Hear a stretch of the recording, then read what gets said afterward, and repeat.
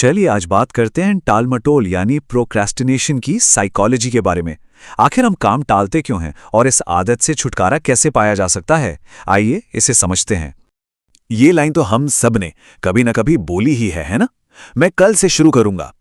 सुनने में तो ये एक आम सा वाक्य है, लेकिन असल में ये उस टालमटोल के चक्र की शुरुआत है जो अनगिनत लोगों को अपनी पकड़ में ले लेता है।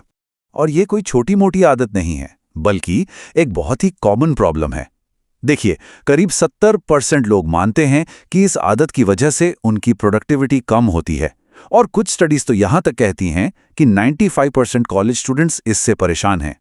जरा इस नंबर पे गौर कीजिए, 1,35,000।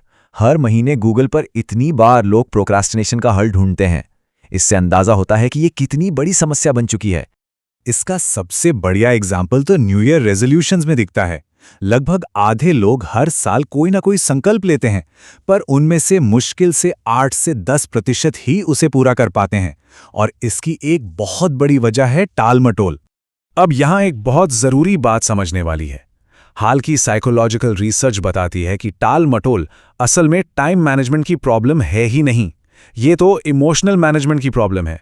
हम काम इसलिए टालते हैं क्योंकि हम उस काम से जुड़ी मुश्किल भावनाओं से बचना चाहते हैं।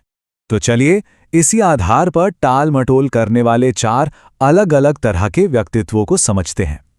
ये जानना कि हम इनमें से किस कैटेगरी में आते हैं, इस प्रॉब्लम को सॉल्व करने का पहला कदम है।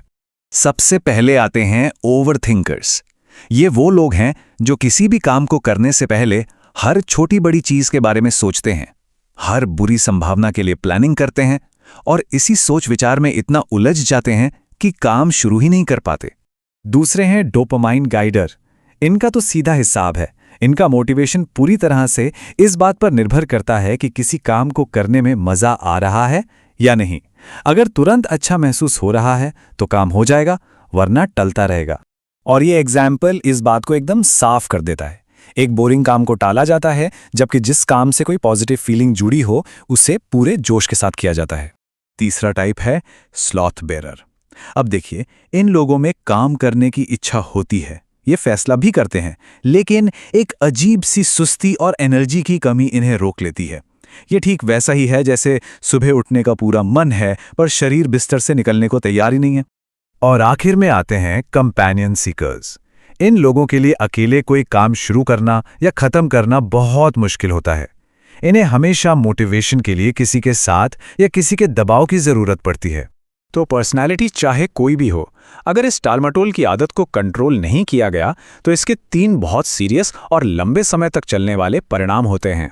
सबसे पहला और दर्दनाक असर है पीछे छूट जाने का एहसास। जब कोई देखता है कि उसके साथ वाले लोग आगे निकल गए हैं, तो उस फासले को भरना लगभग नामुमकिन सा लगने लगता है। दूसरा असर होता है हमारी इमोशनल स्टेट पर। जब हम कोई काम प्लान करते हैं तो हमारे अंदर कॉन्फिडेंस और एक्साइटमेंट होता है, लेकिन जैसे जैसे हम उसे टालते जाते हैं, ये पॉजिटिव फीलिंग्स सड़ने लगती हैं और शक, कंफ्यूजन और प्रेशर में बदल जाती हैं।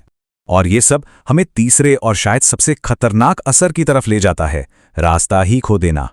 छोटी छोटी देरी जुड़कर इतनी बड़ी हो जाती है कि इंसान अपने असली लक्ष्यों से ही पूरी तरह भटक जाता है। लेकिन वापसी का एक रास्ता है, और ये कोई मोटिवेशनल हैक नहीं है, बल्कि एक अनुशासित 4 स्टेप वाला मेंटल प्रैक्टिस है जिसे 21 दिनों तक फॉलो करना है। ये सिस्टम डिसिप्लिन की मांसपेशी बनाने के लिए बनाया गया है। ये हमें जागरूकता से एक्शन की तरफ ले जाता है और आखिर में एक नई पहचान बनाने में मदद करता है। अब स्टेप 2, ये बड़ा इंटरेस्टिंग है। यहां बस इतना करना है कि एक डायरी में हर दिन वो काम और आदतें लिखनी हैं जो टाली गईं, बिना किसी जजमेंट के। बस अपने पैटर्न को ऑब्जर्व करना है। स्टेप 3 है मेंटल रिहर्सल का, यानी स्क्रिप्ट को फिर से लिखना। जो काम कल नहीं हुए उन्हें मन में ऐसे सोचना है जैसे वो पूरी सफलता के साथ हो गए हैं। उस कामयाबी की खुशी को महसूस करना है। इससे दिमाग को रीट्रेन करने में मदद मिलती है। और फिर आता है स्टेप 4, सबूत। देखिए, हमारा दिमाग मोटिवेशन से ज्यादा सबूतों पर यकीन करता है। जब हम अपनी छोटी छोटी जीतों पर भी टिक लगाते हैं तो धीरे धीरे एक नया विश्वास बनता है कि हां, मैं ये कर सकता हूं। तो इस पूरे सिस्टम का निचोड़ यही है, दिमाग को और मोटिवेशन नहीं, सबूत चाहिए। लगातार एक्शन लेने का सबूत मोटिवेशन के कुछ पलों से कहीं ज्यादा पावरफुल होता है। और इसे काम में लाने का सबसे आसान तरीका है शुरुआत बिल्कुल छोटी करना। काम को इतना आसान बना देना है कि उसे टालने की इमोशनल रुकावट ही खत्म हो जाए। 1 घंटे की कसरत नहीं कर सकते, कोई बात नहीं, 5 मिनट की स्ट्रेचिंग से शुरू करें। तो आखिर में बस ये सोचना है, बदलाव कल किसी बड़े प्लान से नहीं, बल्कि आज, अभी एक छोटे से कदम से शुरू होता है। वो ऐसा कौन सा छोटा सा काम है जिससे टाल रहे हैं और जो अगले 5 मिनट में किया जा सकता है?